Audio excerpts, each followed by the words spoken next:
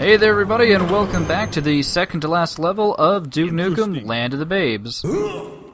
Yep, you stumbled, Duke, you stupid bitch. But first off, we're already going to get a message as soon as we round this corner here.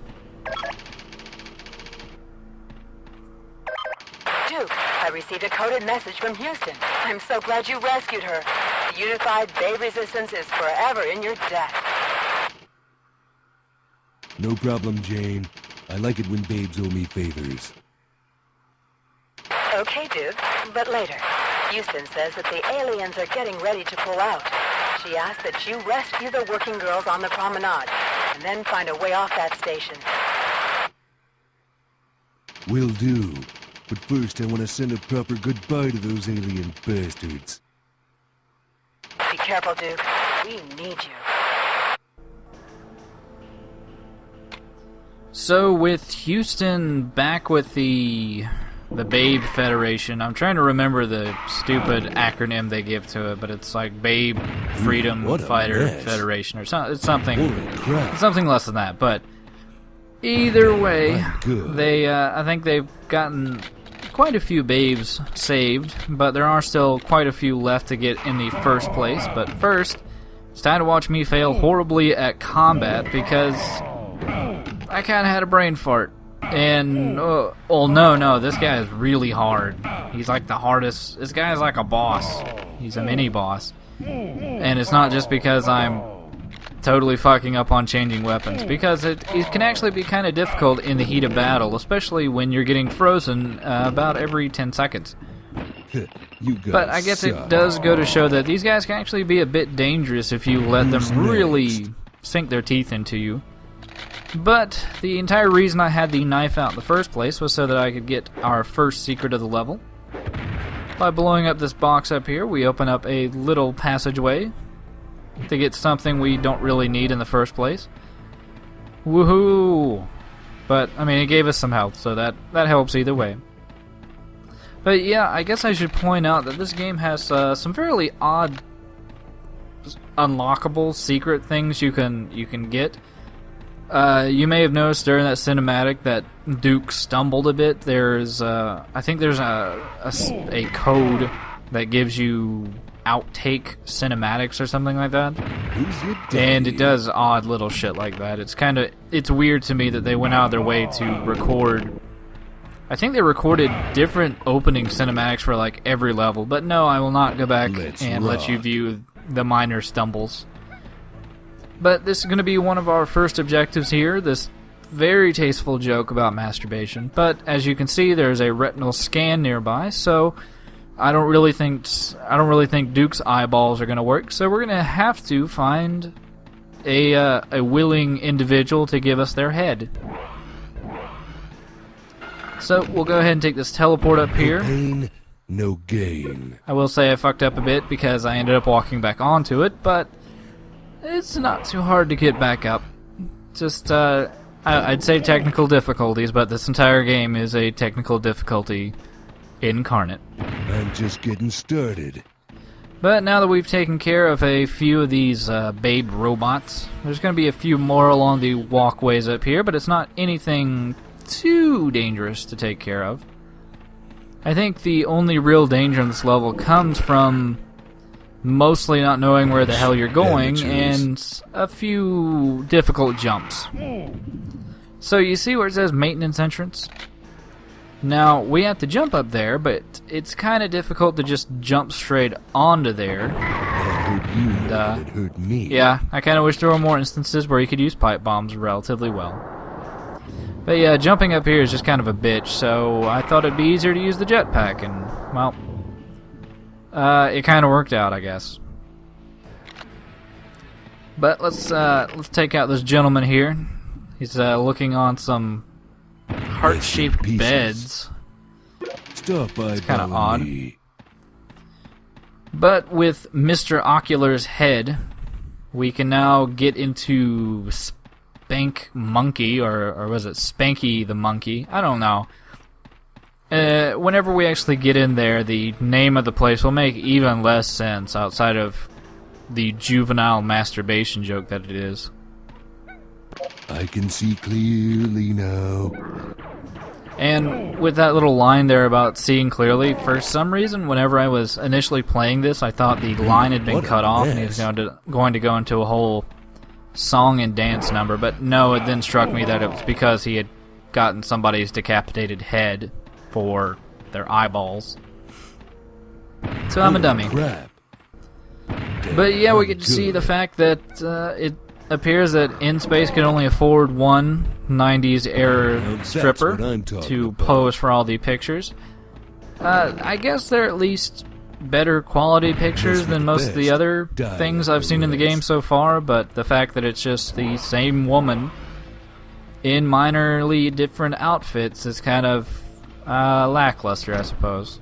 I need more titillation, damn it. But the entire point of coming into this place is to free some babes. So, let's slowly pull out the stealth generator. See you later, Toots. Now, I will say that not every one of these rooms actually has a babe in it. You can actually see through the doors where some alien enemies are waiting very nicely, in fact. They're not even storming through the door to attack us. It's actually pretty generous, considering that I really don't want to fight any more of them, because they're kind of assholes. But yeah, you do need to make sure and get every one of the babes, because that is a necessary objective of the stage. So, make sure that you look around very thoroughly in the specific spots, otherwise you're going to get to the end of the stage and it's just going to kind of cock-block you.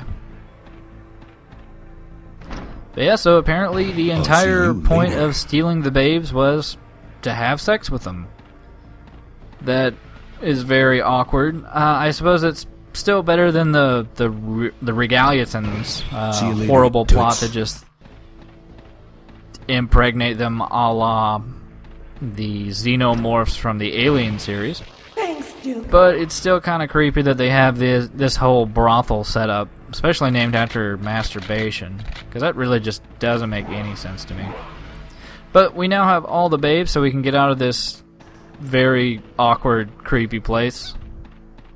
It's also kind of weird they set up a brothel exactly as a human being would set it up. I'd assume they'd have something more futuristic for the actual interior of the whorehouse, but yeah, they kind of blew their load on the general hallways of the Promenade, which is the least threatening second to last stage I've ever heard, honestly. But we have to actually open up one of the we have to actually pull a little fast, tricky trap here. Basically, you might notice the airlock switch over on the other side, but we can actually press this airlock switch here and close this off.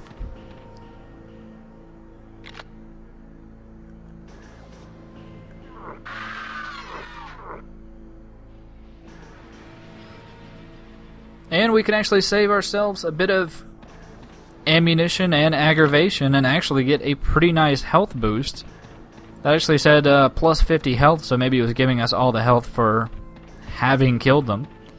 It's just very nice, and it's a nice little idea, especially this late in the game when most other developers just kind of get into their little rut. Not to say this game doesn't have its own little rut, but comparatively that was a nice idea.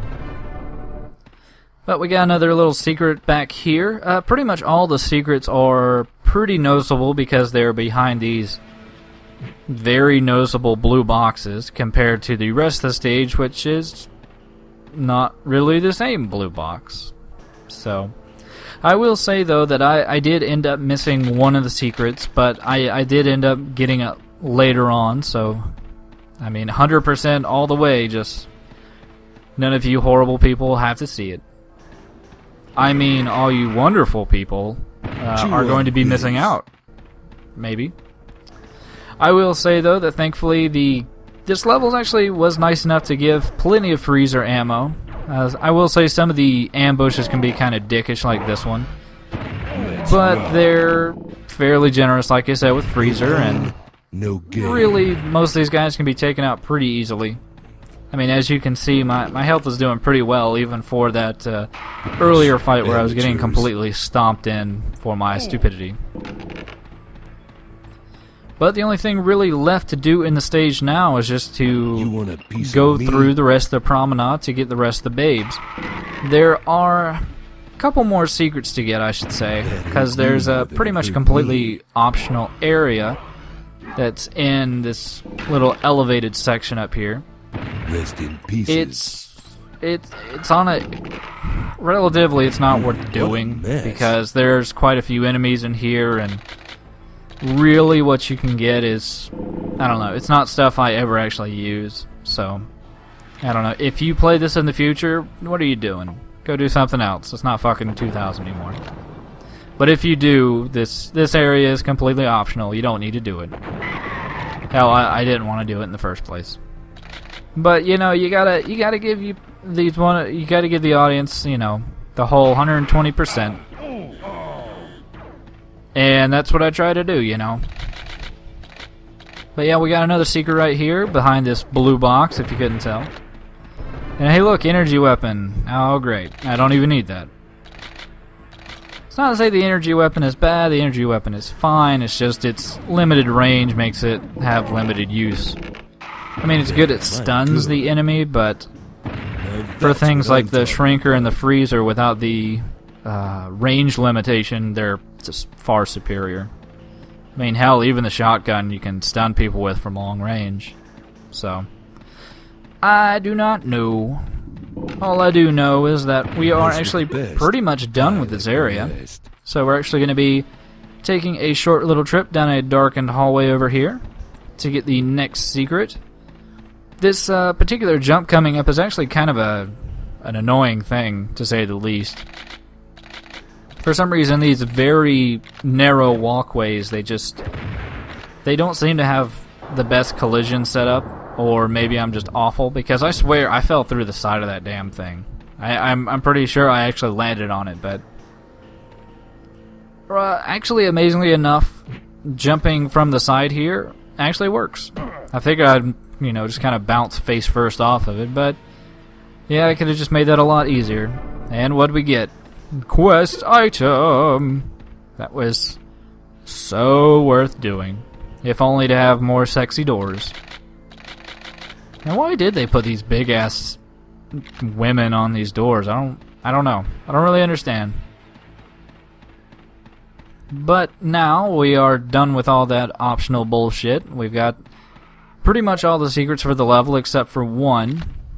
So now it's time to head to the casino to deal with a few more aliens and rescue a few more babes.